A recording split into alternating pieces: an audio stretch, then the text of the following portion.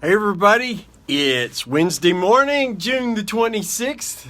I'm Brett, your Thankful Carnivore, with today's Thankful Carnivore report.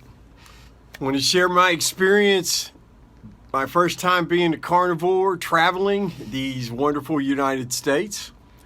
I last week went to my hometown of Huntington, West Virginia for my 40-year high school reunion. And I got to see what life was like traveling as a meat and water only carnivore. And I got to tell you, it was an eye-opening experience. The flight up, I didn't worry too much because I had plenty of time. My layover in Charlotte was long enough to where I had plenty of time to go through the line at Burger King, get a couple patties of meat. That got me through, and then as soon as I landed in West Virginia, my son picked me up, and we went to go buy some meat. And then the issue at my parents' house was getting used to their stovetop, and which is very different. It's a very different setup than what I was used to cooking with. So that was different. But and then the difference in cooking in somebody else's kitchen.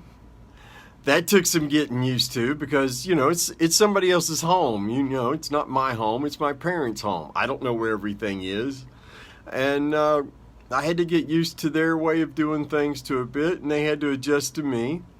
And we didn't eat at the same time because I didn't get hungry when they ate. They eat according to the clock, and I eat according to when I'm hungry. So... but we did spend some time chit-chatting around the dinner table. We just weren't shoving food into our mouths. I did have a couple of scares, though, that were potentially mind-blowing. My audio's kicked on and kicked off. Great. Anyway, hear me.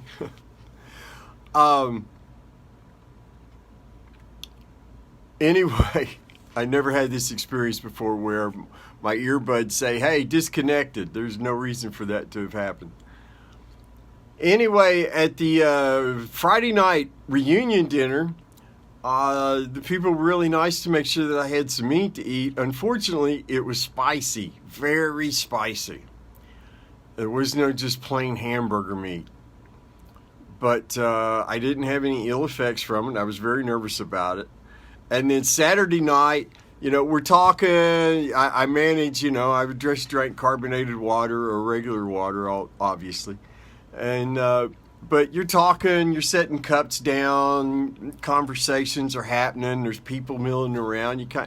I reached out and grabbed the wrong cup, and I smelled it before it hit my mouth that it was lemonade, but some of it did get into my mouth. I didn't swallow a drop. I immediately spit it back into the cup and threw the cup away, and then got some water to rinse out my mouth and spit in the trash can because I didn't want any of that going down my stomach. Not worth the risk to me. The flight situation on the way home, I ran into something that was really out of my control. I almost didn't get to eat lunch, which really would have been bad for me because my layover wasn't quite as long, and the crew at that particular Burger King at the airport in Charlotte was really, really slow that day. They weren't as efficient as the crew from a few days earlier. You're going to run into that. But I did just barely have time. My plane was boarding, and I'm still pounding food away. So some of these things you got to plan for. What would I do differently? I will feast. I will eat more in the morning the day of a flight, unless I see that I'm going to have at least an hour and 15-minute layover. That's going to be, these earbuds just said, disconnected, reconnected, who knows what's going on. Anyway, that's kind of what I learned from it, is that I need, on days if I'm going to be traveling by airplane, I need to eat a little more in the morning, just in case I don't get to eat lunch. Or maybe I don't get to eat all the lunch I need to, for reasons that are beyond my control.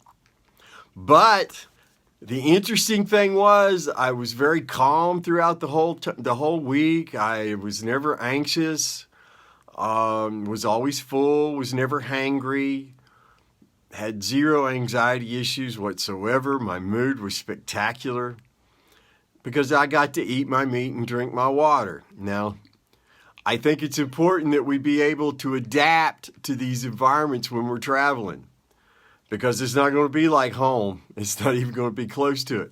And we have to think. We have to use our brains. We're not overwhelmed with brain fog anymore, so we need to plan. And I think the next time I'll plan a little more carefully than I did. But it's doable. It's very doable. That's the key. My mood has still maintained its spectacular place. I'm very, very happy genuinely every day. Eating meat and drinking water continues to do the job. You have a great day. Sorry this was a little late today. I had to go get my Social Security card replaced. Part of the price of losing my wallet. I'm going to talk about that some tomorrow in a little more detail. But you have a great day. You eat your meat. You drink your water. Be thankful. And I'll see you tomorrow.